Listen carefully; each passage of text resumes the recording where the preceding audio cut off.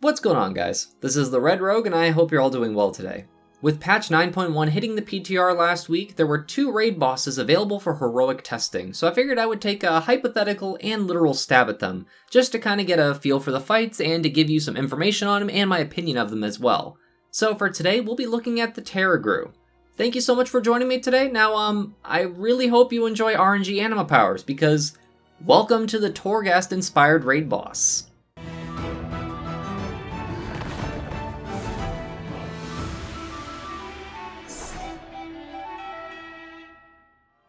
So the Tarragrue is listed as the first boss in the Sanctum of Domination raid, which makes sense as the raid takes place in Torghast, and the Tarragrue has been annoying players since the opening of the Tower of the Damned. With us finally taking the fight to the jailer, we have to get past this chonky, armor-plated guard dog first. This video will be a quick breakdown of the fight in terms of mechanics, difficulty, and my personal opinions of it, but do keep in mind this was heroic level raid testing on the PTR, and it's still very early in the PTR. So some mechanics may change in the future. I plan on putting together some mini raid guide things for next tier, so keep an eye out for those once we're a bit closer. First, I will say that this first round of PTR testing showed pretty promising in my opinion. The bosses have a lot of interesting mechanics to them and have a lot going on, and I had quite a bit of fun getting to test them. Before we get into the first boss encounter though, we'll have to roam around the outer ring of platforms killing Maw-sworn forces. There are 4 mobs in particular called Infused Goliaths amidst the horde of other enemies, and these need to be killed as they drop a massive Anima cell.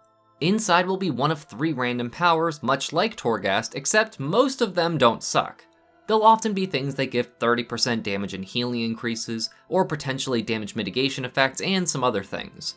On the bright side, if you kill all 4 of the Infused Goliaths and you have really bad luck with powers, there are these pylons called Anima siphons near the entrance to the Tarragrue boss room, so you can reset your powers and go around clicking on all those spheres again, and again, and yes, this is as time consuming as it sounds if you have bad luck or want a particular power, especially when you only have an hour to test the boss. Now that you're all juiced up on Anima powers, we can fight the Tarragrue. His abilities are not exceptionally difficult to deal with, though some can hit really hard if you didn't get a few of the strong defensive trait powers.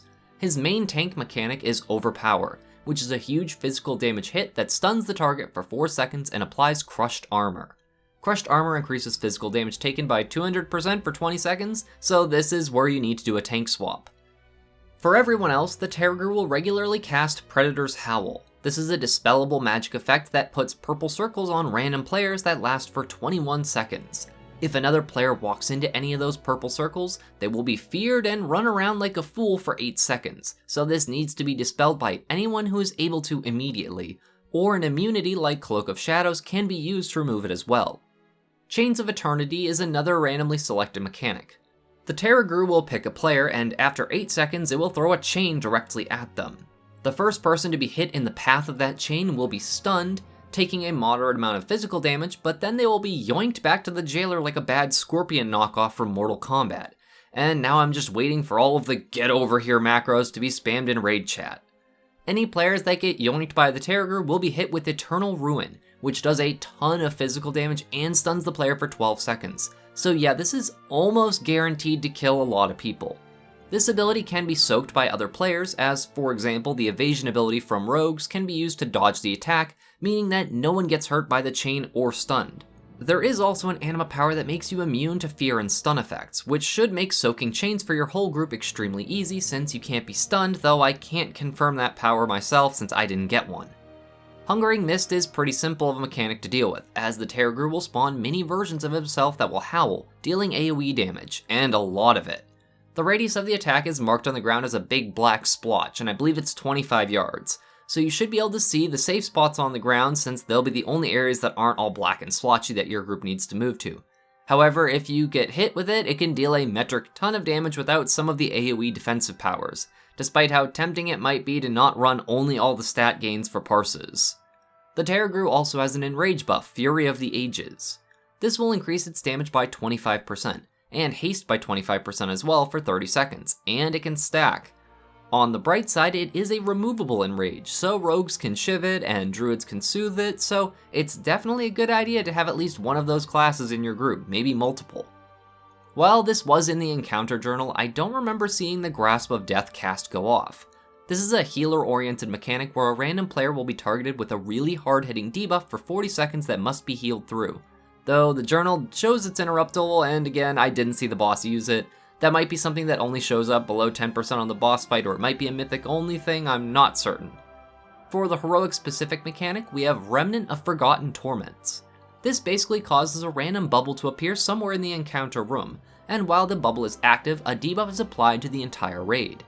Upper reaches will make everyone take 50% more physical damage. Mortragar's Echoes will make everyone take 50% more magic damage, and lastly, Soulforge Heat randomly hits the entire group for a lot of fire damage. If a player stands near or in the bubble though, they will absorb some of the effect, applying a debuff to themselves that lasts for a minute and a half, and the bubble needs to be soaked a total of 5 times, and the debuff on you can stack multiple times too.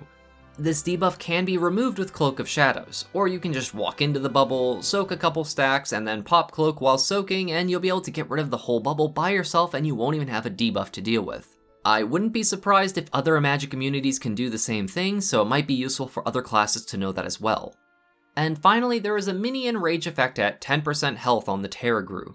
Basically, the jailer gets all pissed off that you're winning and takes away all of your anima powers, so the last 10% you have to do au natural, and he also buffs the Tarragrue's damage substantially. The group I plugged into sadly didn't get quite that far, as our best attempts were around 20% or so, but we saw virtually all the mechanics and learned how to cheese a ton of them, which was very useful. Overall, I'd say it's a really interesting fight with tons of ways for rogues to cheese and soak mechanics, which is always useful and can give us some pretty strong advantages. In general, a lot of classes will probably be able to cheese quite a few of these mechanics, so they may change in the future. However, I'm not so sure I'm very happy with random RNG anima powers that you have to keep resetting at the anima siphon until you get the ones you need or want, as I can only imagine how pugging this boss will go once people are trying to cheese their parses on Warcraft logs and whatever. I imagine and hope that due to the RNG nature of those anima powers, that this will be a fight that doesn't give all-star points or whatever they're called, as I think it would condone some less than appropriate choices if it did. Who knows, maybe I'm wrong though and it'll work out for the best and people will actually think of the consideration of the group.